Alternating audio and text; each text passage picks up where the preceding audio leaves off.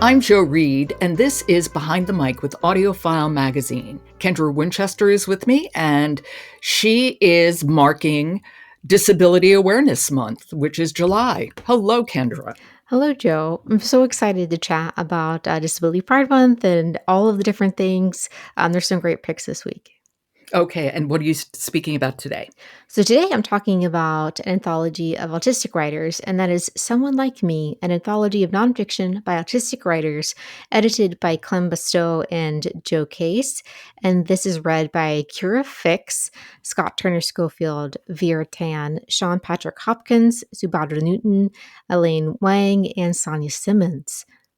That is such an interesting mix of narrators because some of them, like Sean Patrick Hopkins or Kira Fixx, have done quite a few books. I mean, Sean Patrick Hopkins has done a ton of books. And then other narrators I don't know at all, like Vera Tan. Right.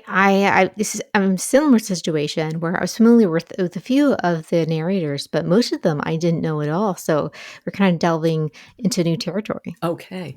So tell me about it. It's a book of essays. Yes, it's a book of essays, and the editors really wanted to, push back against the stereotypes that autistic people are all, white male people. And so this anthology is about women and minority genders and their experience being autistic. And these are people from all around the world. From all around the world. So it's not just focused on the United States. Yes. So, the editors are not from the United States. And so it was very interesting.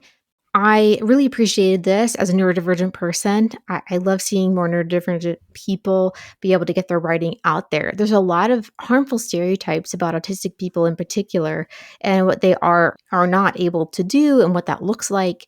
And so I was so excited to be able to listen to this collection and hear more stories from autistic people. Now, how did you listen? Because it is a collection, and I'm always curious. Did you listen to an essay and then have a think about it for a while, come back to the audiobook maybe a day or two later, or did you listen through and sort of let yourself be carried along by the whole thing?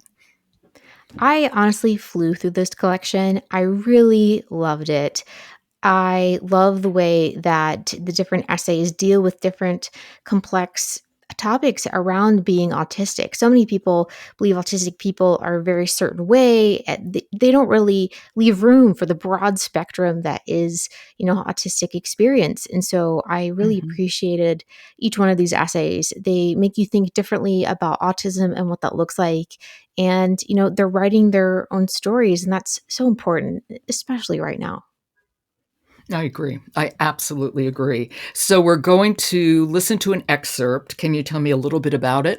So, this is about the writer experiencing that their girlfriend is also autistic. And it's really interesting because as a neurodivergent person, I found that a lot of my friends I did not realize were also neurodivergent. So, a lot of times you connect with someone and you don't realize that you've connected with that person because they're also neurodivergent and you just like are on the same wavelength. So, I was like, oh, yes, this is a very relatable experience. All right. This is an excerpt from Someone Like Me, an anthology of nonfiction by autistic writers. The final straw, the one that broke this particular camel's back, was my girlfriend's receipt of her autism diagnosis over email. She didn't want to open the report alone and asked if I would read it with her. And when we were done, the only thing I could think to say was, "This is all the things we like about each other."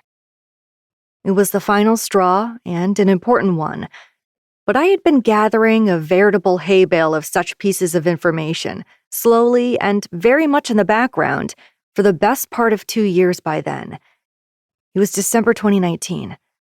So much has changed since then, in all of our worlds, but also in our conversation around and understanding of neurodivergence and gender. It's all happened at a speed that sometimes leaves me reeling.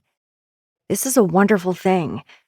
I often think that no one, soon, will have to clutch at straws the way I had to. Well, what we just heard is a great example of a narrator telling you a story and not reading it to you. Yeah, I really appreciated that. I think this ensemble did a great job of performing these different essays like that.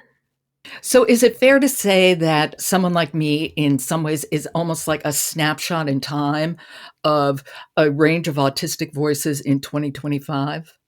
I think so. I think that would be a great way to describe it. Some of the essay writers write about the comorbidities of autism, like eating disorders, OCD, mental illness. There are a lot of things that go along with that people may not expect. They also push back against stereotypes, like oftentimes autistic people are desexualized, and Yeah. and that's a huge issue. And so, one of the essays deals with someone exploring their sexuality and what that looks like for them. All right. This is Someone Like Me. And it sounds like actually it would be a really good reference book to have. I think so. Yes. Someone Like Me, an anthology of nonfiction by autistic writers by Clem Bastow and Joe Case. They're the editors. It's read by Fixx, Scott Turner Schofield, Vera Sean Patrick Hopkins, Subhadra Newton, Elaine Wang, and Sonia Simmons. Thank you so much. This is a great recommendation, Kendra. Always happy to. Today's episode is sponsored by Night Watcher, a twisty new audiobook performed by Will Collier and Helen Laser, plus a special note read by author Daphne Woolsencroft.